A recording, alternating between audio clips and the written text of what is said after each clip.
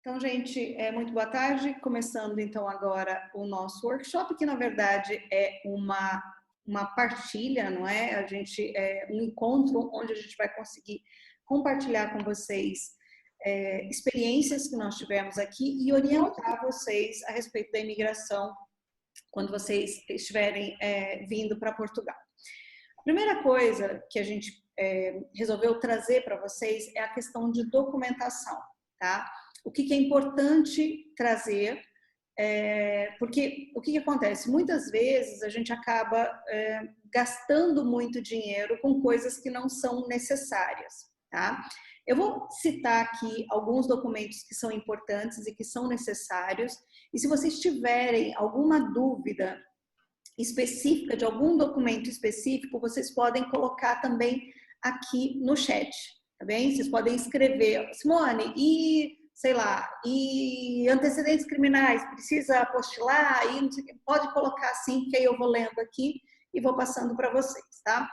Mas, basicamente, o que a gente precisa, independente, lembrando que esse evento ele não é exclusivamente para quem vem com visto, né? Embora seja a minha expertise, é o que eu faço, e muitos que estão aqui, inclusive, já são meus clientes de processos de visto, mas também serve para quem vem com cidadania, para quem vai vir como turista, enfim, não interessa a forma de ingresso em Portugal. O importante é que tenha toda essa documentação, porque ela serve para qualquer pessoa. Muita gente me pergunta a respeito dos documentos básicos utilizados no Brasil, não é? RG, CPF, carteira de trabalho, carteira de habilitação, todos os documentos que nós temos no Brasil. Esses documentos, eu sugiro que todos tragam, tá? Tragam os documentos originais, porque são documentos pessoais, mas eles não serão usados aqui em Portugal, com exceção da carta de habilitação. Certificado de vacina, mesma coisa. Portanto, todos esses documentos, eles não precisam ser apostilados, tá? Não tem a necessidade do apostilamento desses documentos. O que é apostilar? Né? Que é uma coisa que muita gente pergunta. Apostilar é um procedimento que vocês vão fazer a respeito da documentação para torná-lo válido no exterior. Quais os documentos, então, que são imprescindíveis para a imigração? O passaporte, tá?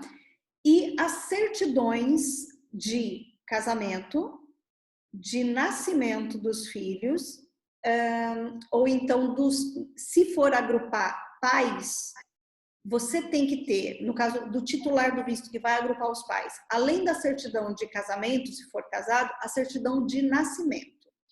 Todas elas de inteiro teor e apostiladas. De união estável também serve para cá, tá bom? Ela também é válida. Então, se não tiver casado, não tiver oficialmente casado e tiver a união estável, também serve. Mas todos esses documentos, eles têm que estar apostilados, porque senão ele não tem validade internacional, ele não serve aqui.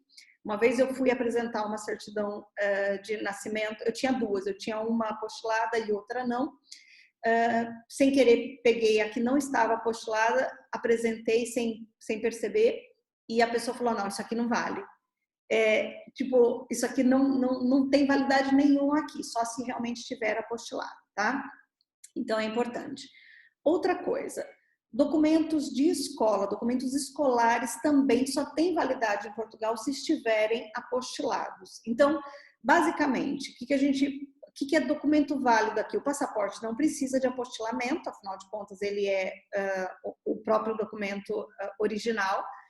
E as certidões, elas precisam ter esse apostilamento. Então, exclusivamente, precisa apostilar certidões, todas as certidões. Depois, nós temos o caso dos históricos, né? Os históricos e diplomas escolares. Das crianças, precisa ser feito o apostilamento do histórico escolar exclusivamente. Para os adultos, precisa ter o histórico da universidade ou do ensino médio concluído, enfim, mais o diploma.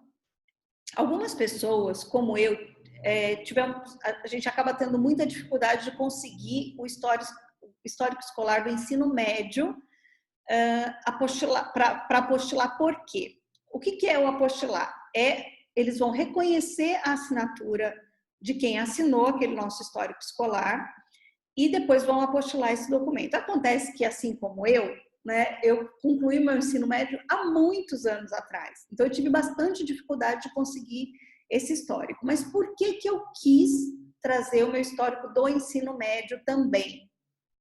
Porque se eu quisesse fazer algum ensino superior sem considerar o que eu já tinha feito no Brasil, o que eu já tinha começado no Brasil, eu teria que fazer o quê? Ter somente o histórico do ensino médio e não considerar esse outro. Então, era importante que eu tivesse esse documento aqui. Não é uma obrigatoriedade, traz quem quer ou quem conseguir, porque realmente é uma documentação difícil. Todos os outros documentos que vocês tiverem não tem necessidade de apostilar e também você traz porque é seu documento, título de eleitor, RG, CPF, enfim, todos os outros documentos. A carteira de habilitação também não precisa de apostilamento. Ela, na original, é válida aqui para fazer a substituição da carteira. E o que eles fazem, em geral? Quando você vai fazer essa troca de habilitação, e é importante que você saiba que você tem que estar regular no país, tem que estar com o título de residência, já sendo cidadão, ou por manifestação de interesse, ou por visto, você precisa apresentar esse documento, essa regularização no país para poder fazer essa troca. O que vai acontecer? Na hora de realizar essa troca, eles vão reter a sua habilitação brasileira, né, ou de outro país, vão reter esse documento e vão te entregar uma carta provisória para que você possa conduzir durante, acho que 60 ou 90 dias dentro de Portugal. Não pode sair do país, aliás, pode sair do país, não pode dirigir fora do país só com essa autorização. E depois de um tempo, essa sua habilitação nova, ela vai chegar na tua residência. A carta de habilitação aqui em Portugal é diferente da do Brasil. Ela é assim, eu vou mostrar a minha para vocês, tá? E ela tem uma validade maior do que a do Brasil. Então, não é considerada a validade do Brasil. Do Brasil, a gente renova com bem menos tempo. Aqui não, para vocês terem uma ideia, a minha só será renovada em 2033. Vou encerrar aqui e aguardo vocês da gente seguir com o próximo tema, que é como trazer dinheiro para Portugal.